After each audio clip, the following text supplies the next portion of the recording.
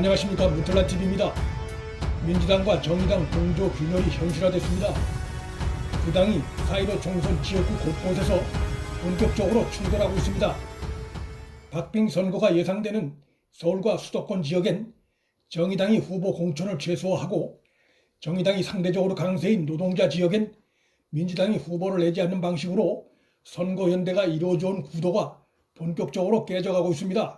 두 당 간 갈등의 핵심인 민주당 외곽 세력의 비례정당 창당은 미래한국당이 연동형 비례의석에서 상당한 파괴력이 예상되고, 무엇보다 민주당 비례정당 창당 움직임에 문재인 핵심 측근들이 연루된 정황이 뚜렷하게 나타나고 있어서 선거 막판에 후보 단일화를 이유로 흐지부지 될 가능성이 별로 없어 보입니다. 두 당 간 충돌의 대표적인 지역 중 한 곳으로 우선 심상정이 후보로 나설 경기 고양갑을 들 수 있습니다.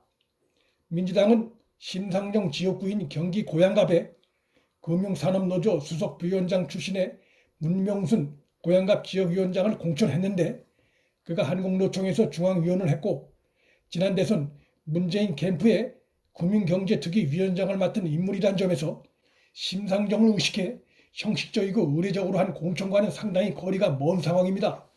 고양갑 지역은 지난 20대 총선에서 민주당이 약체 후보를 내세워 사실상 심상정 밀어주기를 했음에도 심상정이 새누리당 후보에 불과 몇백 표 차이로 간신히 승리한 지역이기 때문에 문정권과 법여권에 대한 민심의 분노가 극심한 지금 민주당과 정의당 간 제살 깎아먹기 경쟁이 벌어지게 되면 위장진보 심상정의 정계 퇴출과 함께 미래통합당 후보의 승리로 이어질 가능성이 그 어느 때보다 높아졌다 할 수 있습니다.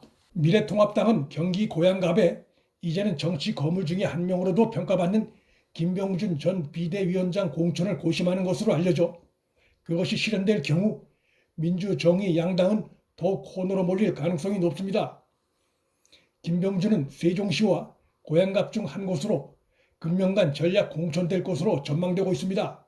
정의당이 민주당 현역 의원들이 후보로 나선 주요 지역들의 당내 현역 의원들을 공천한 것 역시도 양당 간의 갈등과 불신이 얼마나 심화된 상태이고, 그로 인해 이번 총선이 어떻게 흘러갈지를 예상케 합니다. 정의당은 싸가지 발언 등 논란을 불러일으킨 바 있는 민주당 이재정 대변인이 출마한 경기 안양 동안을의 추혜선 비례대표 현역 의원을 공천했습니다. 정의당이 비례의원이긴 하지만 당내 몇 안 되는 현역 의원을 민주당 현역이 출마한 곳에 공천했다는 것은 과거의 연대에 얽매이지 않겠다는 것으로도 풀이됩니다. 이 지역엔 미래통합당의 거물 심재철 원내대표가 뛰고 있어 민주정의 두 당이 단일화해도 힘든 곳이라 볼 수 있고, 따라서 좌파 진영의 두 후보가 서로 갈라져 싸우게 돼 보수의 승리 예측은 더욱 쉬워 보입니다.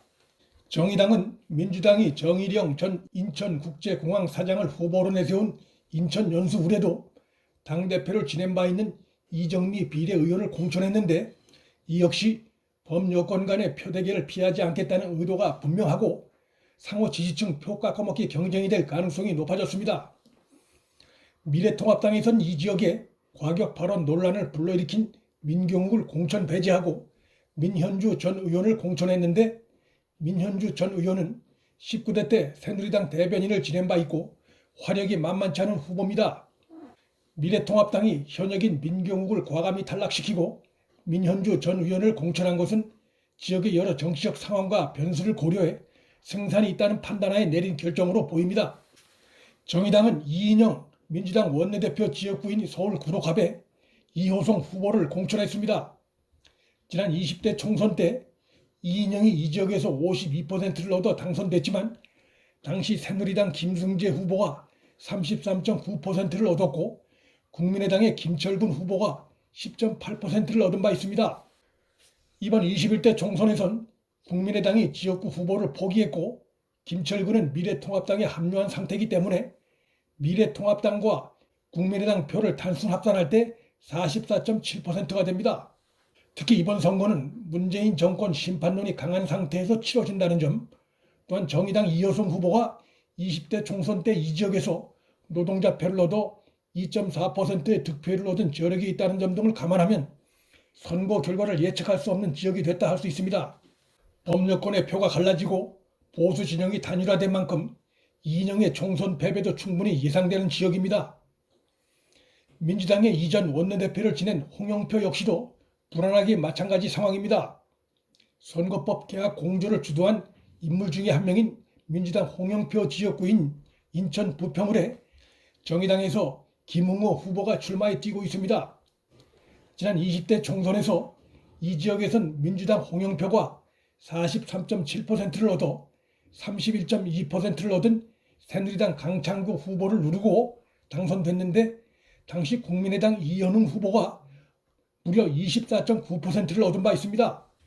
20대 총선 때 새누리당과 국민의당이 얻은 표를 단순 합산하면 홍영표가 얻은 표를 훨씬 뛰어넘습니다. 따라서 미래통합당과 국민의당이 반문연대로 힘을 모은 이번 21대 총선에서 선거법 개혁을 주도한 당사자 중에 한 명인 홍영표의 선거 결과도 안개 속에 휩싸였다 할 수 있습니다. 민주당과 정의당이 이번 총선에서 노동자 표가 많은 지역 곳곳에서 충돌하고 있는 양상인데 지난 20대 총선에선 경쟁을 하다가 선거 막판에 후보 단일화를 해서 단일화에 승리한 쪽은 패배한 쪽에 정당 지지표를 사실상 몰아주는 선거연대 전략을 구사했는데 이번 21대 총선에선 민주당 계열 비례정당이 등장하게 됨으로써 그런 구도의 여지가 없어져 정의당으로선 정당 득표율 제고를 위해서도 끝까지 선거에 임해야 하는 상황이 됐습니다. 물론 민주당 외곽 세력이 막판에 자신들이 추진하던 비례정당 창당을 포기할 수도 있지만 그렇다 하더라도 미래통합당의 비례정당인 미래한국당에 대한 지지도엔 별다른 영향이 없을 것이란 점이 지금까지 각종 여론조사에서 나타나고 있는 상황이기 때문에 민주당과 그 제1중대인 정의당이 좌파 세력 의석수 늘리기 야합을 일삼다가 거꾸로 재발등을 찍은 상황이 됐습니다. 탈출구가 보이지 않는 막다른 골목에서 초록이 동색인 두 당이 제살 깎아먹기식 상호 충돌한 선거전을 펼칠 가능성이 매우 큰 상황입니다.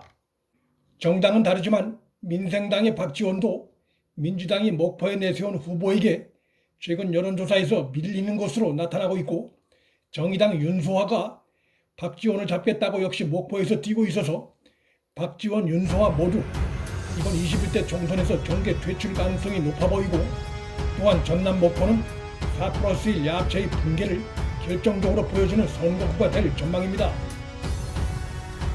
문틀란TV 여기서 마칩니다. 구독과 좋아요, 알림, 방송 공유는 방송 제작에 큰 힘이 됩니다. 시청해 주셔서 감사합니다.